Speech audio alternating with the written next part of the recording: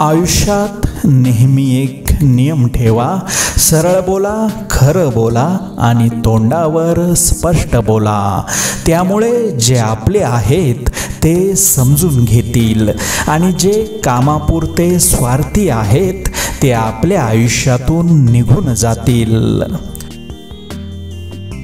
कोणी आपल्याला वाईट म्हटलं तर फारसं मनावर घेऊ नका, कारण या जगात असा कोणीच नाही ज्याला सगळे चांगलं म्हणतात.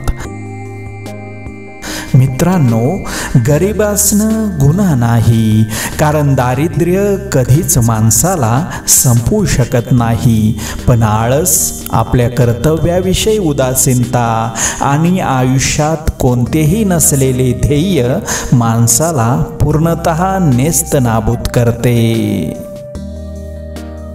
आपले हक्काचे नसतानाही घेण्याची इच्छा होते, तेथून महाभारताची सुरुवात होते.